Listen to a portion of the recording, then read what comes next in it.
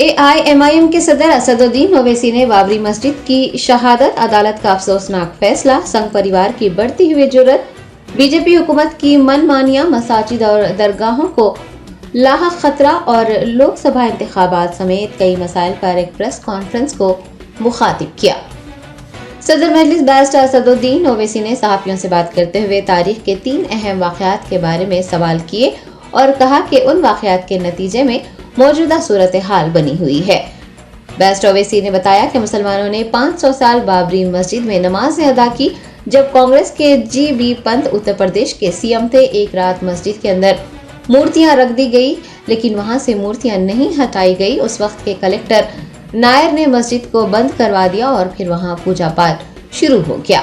Barrister Owaisi ने कहा कि 1950 के दशक में नायर जनसंघ के पहले एमपी बने और फिर 1986 के अवाखिर में मुसलमानों की बात सुने बगैर ही बाबरी मस्जिद मुखफ़्फ़ल कर दी गई। सदर मजलिस ने कहा कि 6 दिसंबर 1992 को बाबरी मस्जिद शहीद की गई, जिसमें बीजेपी और संघ परिवार का भरपूर रोल रहा।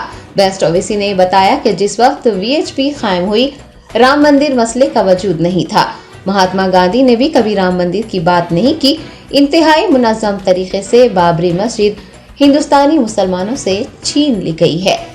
हैदराबाद एमपी ने कहा कि क्या हम ये नहीं देख पा रहे हैं कि अगर जी.बी. पंत उस वक्त मूर्तियां हटा देते, अगर 1946 में ताले नहीं खोले जाते और अगर 6 दिसंबर को बाबरी मस्जिद शहीद नहीं की जाती, तो इस वक्त जो हालात पैदा हुए हैं वो हालात पैदा ही नहीं होते। उन्होंने कहा कि जब हम कोई सवाल पूछते हैं तो कोई जवाब नहीं दे रहा है। दीगर अपोजिशन जमातों पर भी सदर मजलिस ने तनकीद करते हुए कहा कि दिल्ली के चीफ मिनिस्टर अरविंद केजरीवाल हर मंगल को सरकारी स्कूलों में हनुमान चालीसा पढ़ा रहे हैं। क्या सरकारी स्कूलों का कोई मजहब नहीं होता?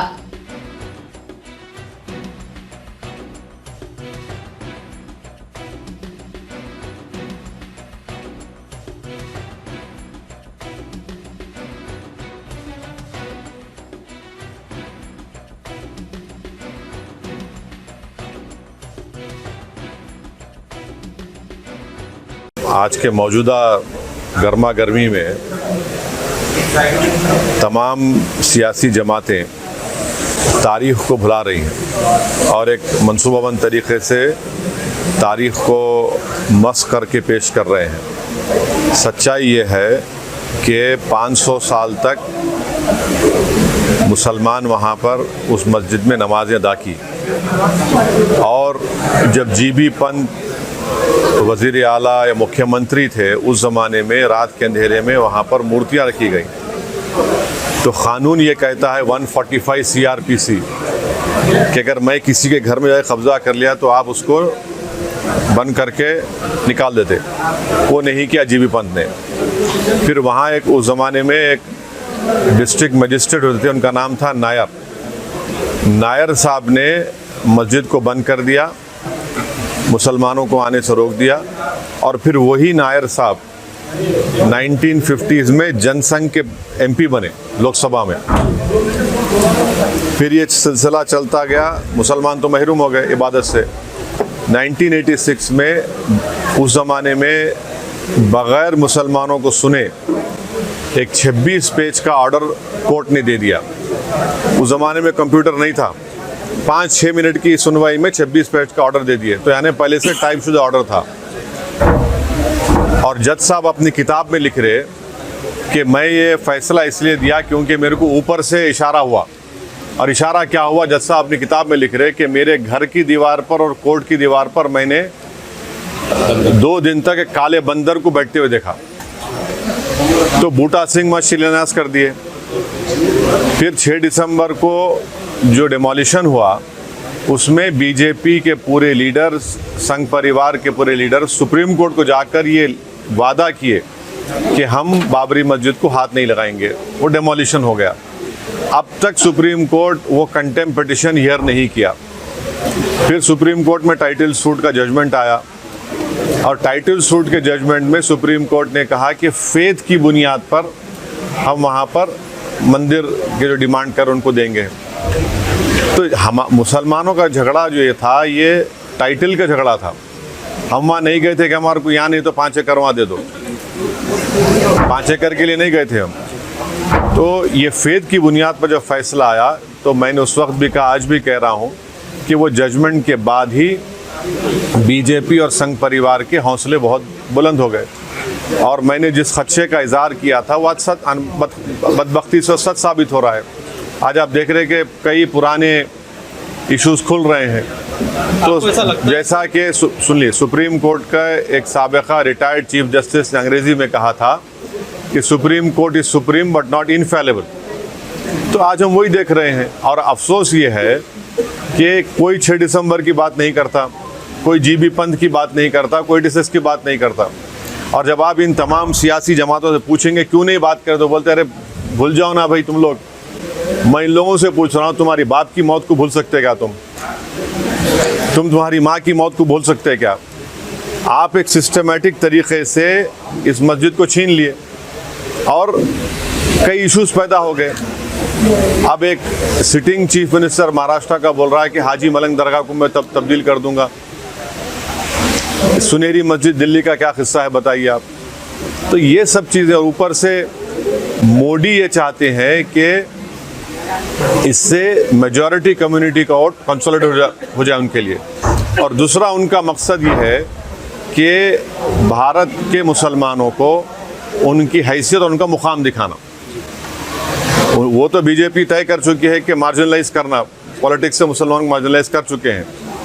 ऊपर से जो दूसरे पार्टीज़ हैं जो अपने आप को सेकुलर बोलते हैं, उन्होंने ये बोल रहे हैं कि हम हर ट्यूसडे को सूरजकंड पाठ और हनुमान चालीसा गवर्नमेंट स्कूल में पढ़ाएंगे। क्यों पढ़ाएंगे? गवर्नमेंट स्कूल तो गवर्नमेंट का है।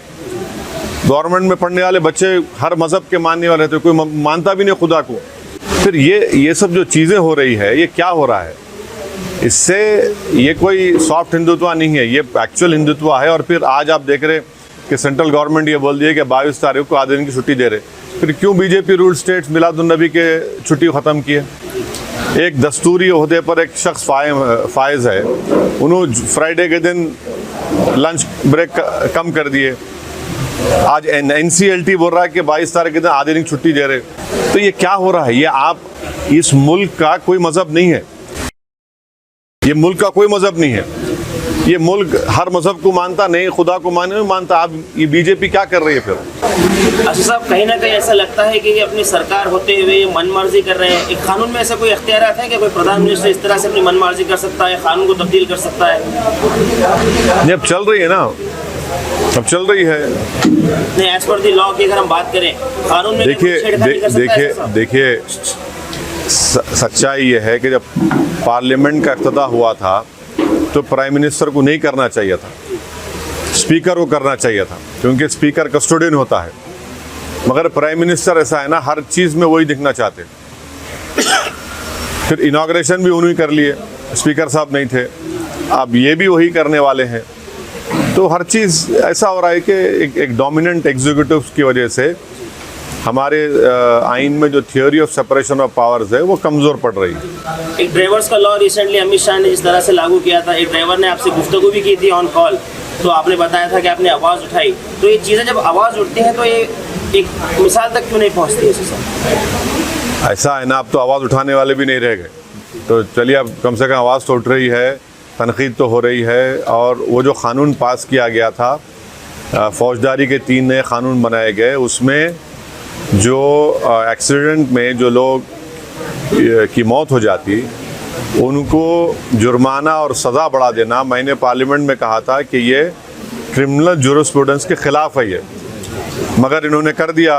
बल्कि वो पूरे क़ानून का इतना गलत इस्तेमाल होगा, आप देखना मुसलमान दलितों पर, कि हर एक पर उस क़ानून को इस्तेमाल करके उनके सिविल लिबर्टीज़ को। बल्कि मैंने पार्लियामेंट में कहा था कि अगर आज महात्मा गांधी और भगत सिंह जिंदा होते, उस कानून को देख के बोलते ये रोलेट एक्ट है। सर, देश में आपको लगता है और भी मस्जिदें टारगेट हो? ये आप क्या देख रहे फिर? ये काशी, मथुरा, सुनहरी मस्जिद, टीले वाली मस्जिद, ये टाइटल सूट के जजमेंट आने के बाद इन तमाम के हौसले बढ़ गए। हम फेथ की बुनियाद पर हम ये सवाल उठा सकते हैं। एमआईएम उम्मीदवार किशनगंज और हैदराबाद औरंगाबाद छोड़कर दूसरे जगह पे हाँ, अभी अब देखेंगे, टाइम है ना, अभी टाइम के बाद। कुछ ही दिनों में एमपी इलेक्शन है, तैयारी गुलबर्गा कर्नाटक के लिए। अभी तो अस्पताल के इफ्तिताह करने के लिए मैं आया हूँ, सर, और एक तो अच्छा है यहाँ पे जितने बीमार लोग हैं उनका इलाज होगा। अब सियासी जो इलाज करना है वो भी बहुत वक्त है उसके सर, आप लिए। जिसकी तारीफ करे थे जेडीएस साथ बीजेपी के साथ अलायंस करे थे, वो 5 साल पुरानी बात कर रहे हैं आप ऐसे। ये अब दिल्ली में आम आदमी पार्टी क्या कर रही है? शिवसेना के बारे में क्यों सवाल नहीं करते आप लोग? आप लोगों देखिए, सेकुलर जरूर रही आप लोग, मगर एक आंख को बंद नहीं करना, दोनों आंख से देखना। अब शिवसेना क्या है? उद्धव ठाकरे को सीएम बनाने में मेरा और नासिर उस्ताद का तो हाथ नहीं है, ना अल्ताफ भाई का है। वही उद्धव ठाकरे असेंबली में खड़े होकर ये बोले कि हमारी पार्टी ने बाबरी मस्जिद को तोड़ा। सब बैठे हुए हैं क्योंकि मंत्री का पोस्ट मिल गया उनको। आज भी उन्होंने बोल रहे वो बात को, हम तोड़े बोल के। पर इतने बहादुर नहीं है लोग, बुज़दिल हैं लोग। जब ये बोल रहे हैं तो उनको जब क्रिमिनल केस चल रहा था जाके बोलना था कोर्ट के सामने, हम तोड़े, हम कबूल करते जुर्म को। ये कहीं ना कहीं उनकी आवाज़ बिठाते हैं ना, आवाज़ को दबा देते हैं अगर कोई आवाज़ उठाता है तो। वो मैं इनकी बात कर रहा हूँ, इन लोगों की बात कर रहा हूँ, तो ये चल रहा है। ये आईएनडीए भाजपा और बीजेपी को टक्कर दे सकेंगे, आईएनडीए को। हाँ, आईएनडीए भाजपा और इसको बीजेपी को टक्कर दे सकते हैं। देखिए, ये भारत की आवाम को आप अंडर एस्टिमेट मत करिए।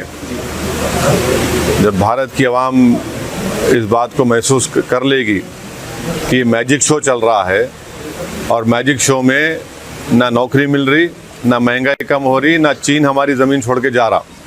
मैजिक शो में मैजिशियन क्या कर रहे? वो ऐसा टोपी में से खरगोश निकाल रहे, खरगोश में से एक फूल निकाल रहे, फूल में से एक फुलझड़ी निकाल रहे।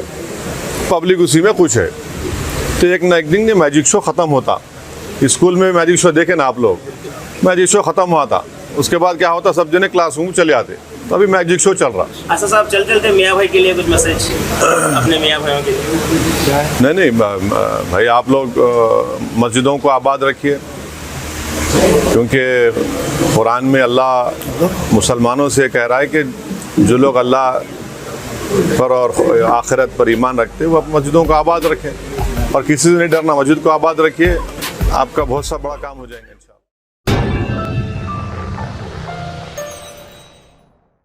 Germanton super speciality hospital, doctor Mir Jawad Zar Khan, senior experienced orthopaedic surgeon, bone fracture, joint replacement, hip replacement और स्पाइन सर्जरी कामयाबी से अंजाम दे रहे हैं। इसके अलावा neuro surgery, cardiology, gynaecology, dental, general medicine, dialysis और फिजियोथेरेपी जैसे शोबाजात में इंतहाई कामयाबी के साथ वाजिबी फीस में इलाज किया जा रहा है। शेयरिंग और प्राइवेट रूम्स। अस्पताल में 24 घंटे MRI, CT scan, 2D digital x-ray, ultrasound, operation theatre, ICU और लैब की सहूलत दस्तयाब है। आपकी उम्मीदों के ऐन मुताबिक Germanten super speciality hospital, pillar number 150, Attapur, Hyderabad.